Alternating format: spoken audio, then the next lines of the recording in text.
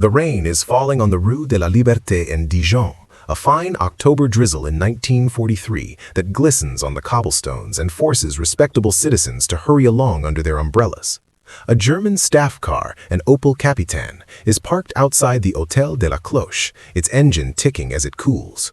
Two officers of the Wehrmacht stand on the pavement, their greatcoats buttoned against the chill, sharing a cigarette and discussing the evening's arrangements. They do not notice the elderly gentleman approaching from the direction of the Place d'Arcy. He walks with a pronounced limp, leaning heavily on a polished mahogany walking stick, his gray hair visible beneath a felt hat. He is perhaps 70 of age, frail, unthreatening, the very picture of a pensioner taking his evening air despite the weather. As he draws level with the two Germans, his foot slips on the wet stone. He stumbles, lurching towards the nearest officer, and in that single moment of flailing chaos, the tip of his walking stick presses firmly against the man's greatcoat, just below the ribs. There is a sound like a hammer striking an upholstered chair, a dull thump barely audible above the patter of rain. The officer's eyes go wide, not with alarm, but with confusion. He looks down, puzzled by the sudden, inexplicable pressure in his chest. The old gentleman mutters an apology in quavering French, regains his balance, and continues on his way down the street, his stick now tapping innocently against the pavement. The second officer, who had been flicking ash into the gutter, turns back to say something to his companion and finds him slumped against the car door, his tunic darkening with blood. By the time the alarm is raised, the frail old gentleman has turned into a side alley, removed his hat, straightened his back, and become a nondescript businessman of 45 who boards a tram heading for the outskirts of the city. In his pocket, the mahogany walking stick is now in two pieces, and the smaller piece contains a secret that has just ended one life and will, before the war is over, claim 20 more.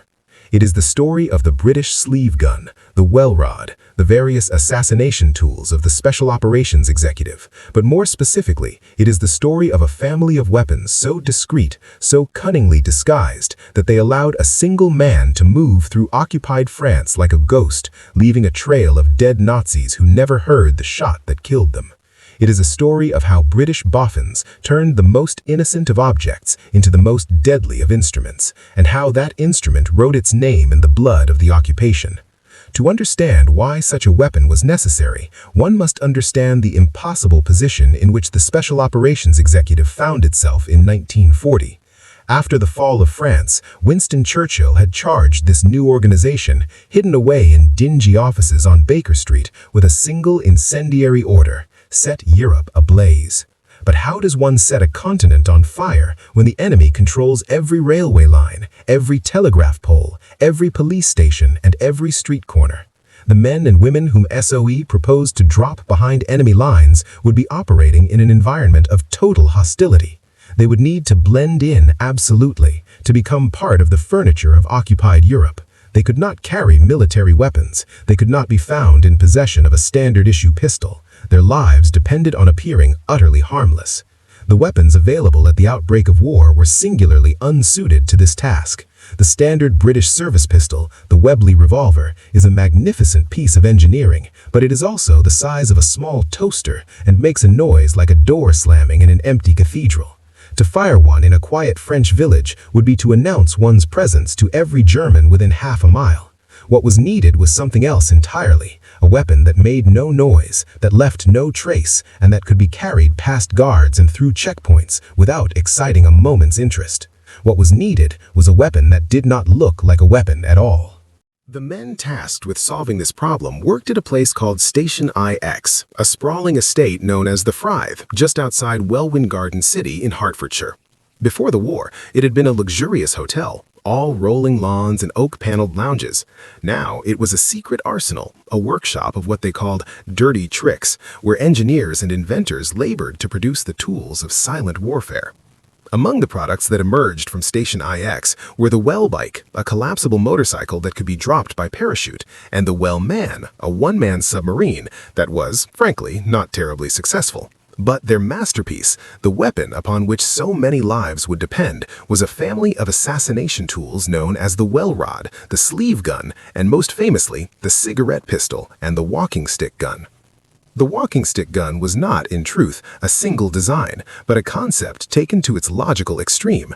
The SOE engineers understood something profound about human psychology, that we see what we expect to see. A man walking with a stick is an object of sympathy, or at worst, indifference. He is not a threat. The German officer who searches a suspected resistance leader will pat down his clothing, examine his documents, perhaps even look inside his briefcase, but he will not ask to inspect the old man's walking stick. It is simply not part of the mental category of things that can kill you. The technical challenge, however, was immense. A walking stick is a long, thin tube. It has no space for a conventional firing mechanism, no room for a magazine, no obvious place to put a trigger. The SOE engineers, building on a tradition of Victorian cane guns that had been manufactured for gentlemen's self-defense in the previous century, solved these problems with characteristic British ingenuity. The typical SOE walking stick gun was constructed around a steel tube that formed both the body of the stick and the barrel of the weapon. The handle, usually made of wood or horn, was hollowed out to contain a simple firing mechanism. The trigger was not a trigger at all in the conventional sense. It was a small button, or sometimes a sliding collar, cleverly integrated into the handle's design. To fire the weapon, the agent would grip the handle in a particular way, depressing the button with the thumb or forefinger. There was no trigger guard, no external sign that this was anything other than an ordinary stick. The barrel itself was the greatest challenge. To be concealable, it had to be extremely short, which meant that the weapon was accurate only at contact range, hence the old gentleman stumbling against the German officer in Dijon. But the shortness of the barrel also meant that the gun could not use conventional ammunition, which would produce a loud report and a significant muzzle flash. The solution was to use specially loaded cartridges, often of .32 caliber, with reduced powder charges that kept the bullet's velocity subsonic. When fired, the sound was not a gunshot, but a soft pop, no louder than a hand clap, easily lost in the ambient noise of a street or cafe. In some designs, the engineers added a simple baffle system inside the stick itself, further deadening the sound. The result was a weapon that could kill a man at arm's length and leave everyone within earshot entirely unaware that anything had happened. The ammunition was another stroke of genius. Because the weapon had to be reloaded under circumstances of extreme stress, in an alleyway, in the dark, with the bodies of dead Germans perhaps only meters away, the engineers designed the gun to be broken down into two pieces. The upper section, containing the handle and firing mechanism, would unscrew from the lower section, which contained the barrel. The agent could then insert a fresh cartridge directly into the breech, screw the two halves back together, and be ready to fire again. The entire operation took perhaps 4 or 5 seconds. In the heat of the moment, it was just about possible. But the walking stick gun was only one part of this secret arsenal. There was also the sleeve gun, a single-shot pistol designed to be worn inside the coat sleeve, with the trigger connected by a cable to a ring on the agent's finger. To fire, the agent would simply extend his hand as if to shake, and the gun would slide into his palm, firing at point-blank range. It was the perfect weapon for what the SOE called contact shots, the assassination of a target during a handshake, a moment when the victim's guard is utterly down. One such weapon, or a variant thereof, is credited in SOE lore with the killing of at least 21 German officers and collaborators by a single agent operating in the Lyon area. The agent, whose name remains classified in some files to this day, would approach his target in a public place, often a cafe or a busy street, and offer a friendly greeting. As the German reached out to shake hands, the agent's other hand would rest briefly on his chest, and the sleeve gun would fire a single .32 caliber bullet directly into the heart. The victim would collapse, and the agent would simply walk away, the weapon disappearing back up his sleeve, leaving behind only confusion and a corpse with no visible wound except a small blood-stained hole. If you are finding this interesting, a quick subscribe helps more than you know. These forgotten stories of British ingenuity, of the men and women who fought the secret war, deserve to be remembered, and your support ensures that we can continue to bring them to light. The operational use of these weapons was, by its very nature, almost entirely undocumented.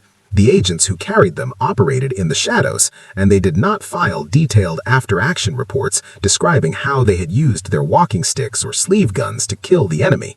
But enough fragments survive in the archives, enough debriefing notes and signal traffic to give us a glimpse of how these weapons were actually employed. In one account, an agent codenamed Georges used a walking stick gun to eliminate a Gestapo informant in Marseille. The informant, a Frenchman who had been betraying resistance networks to the Germans, was known to take his evening aperitif at a particular café on the Vieux Port.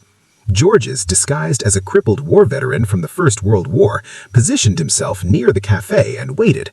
When the informant emerged and walked past, Georges rose from his bench, took 2 steps, and pressed the tip of his stick against the man's kidney. The shot was almost silent.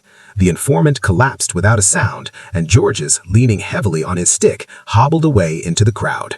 By the time anyone realized that the man on the pavement was not merely drunk, but dead, Georges was already half a mile away, his stick disassembled and hidden in a satchel.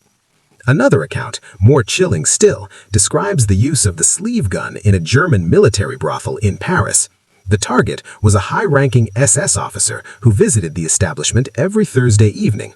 A female agent, working with the resistance, had been placed in the brothel as a prostitute.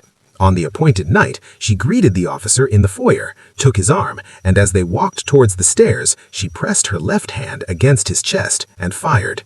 The officer died instantly, his body slumping against the banister. The agent, without a moment's hesitation, called for help, screaming that the officer had suffered a heart attack. In the chaos, she slipped away, the sleeve gun hidden in her garter. The Germans never suspected a thing. It is important to be honest about what we do not know. The claim that a single spy killed 21 Nazis with a walking stick gun is one of those stories that hovers on the border between documented fact and operational legend. The SOE files that might confirm such a figure remain classified or have been lost or were destroyed at the end of the war to protect the identities of agents who survived.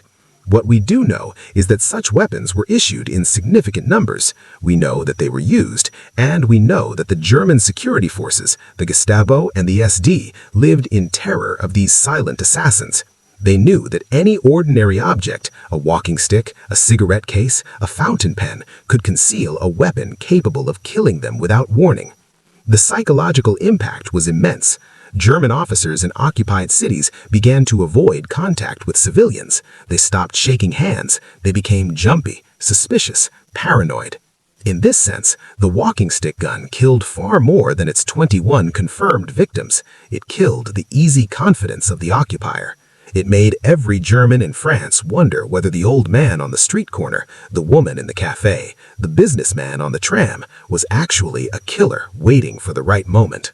The Americans, through their Office of Strategic Services, developed their own range of covert assassination tools, including the famous Stinger gun, a single-shot .22 caliber weapon disguised as a fountain pen.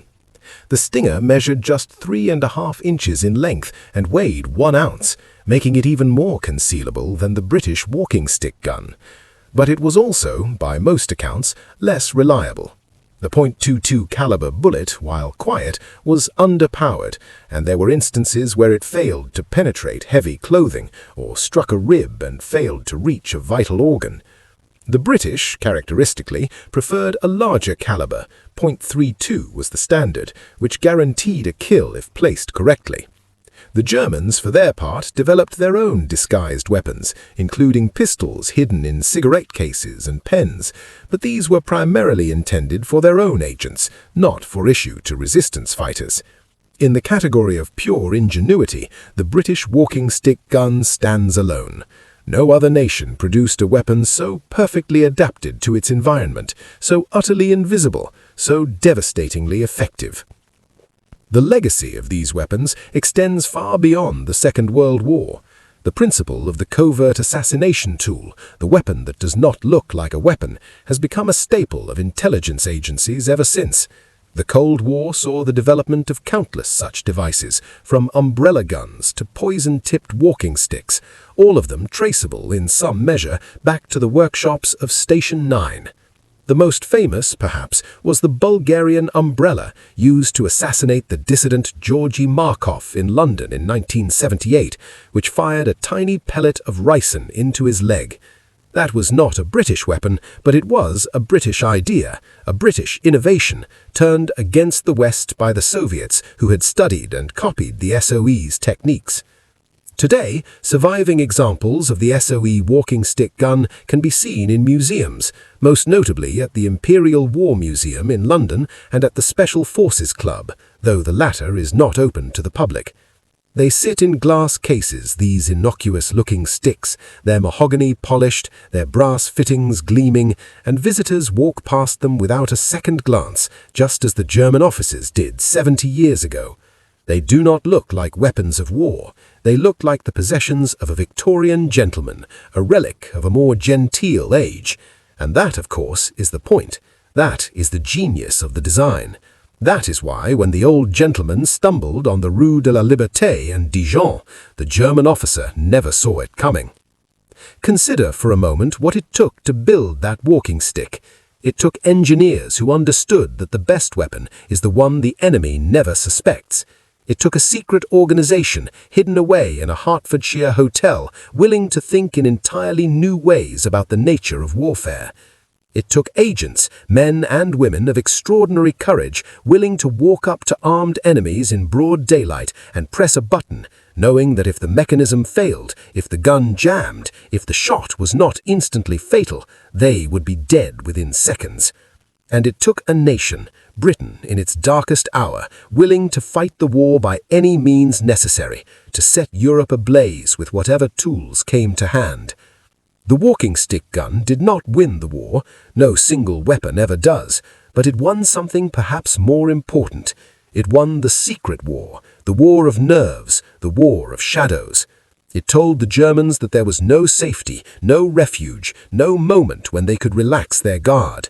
It told the resistance that they had friends in London who understood their situation, who could provide them with tools that matched the cunning of their enemy.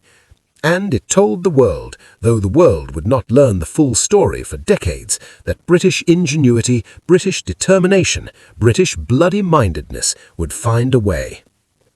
The old gentleman on the Rue de la Liberté, the one who killed 2 German officers with a walking stick and then vanished into the tram network, was never caught. His real name is lost to history, buried somewhere in the files that remain classified or were burned at the war's end. But the weapon survives. It sits in a museum now, behind glass, labeled simply as SOE walking stick gun, .32 caliber. The label does not mention the 21 dead Nazis. It does not mention the Gestapo informant in Marseille, the SS officer in the Paris brothel, the German major in Lyon who bled to death on a wet pavement while his companions stared in disbelief.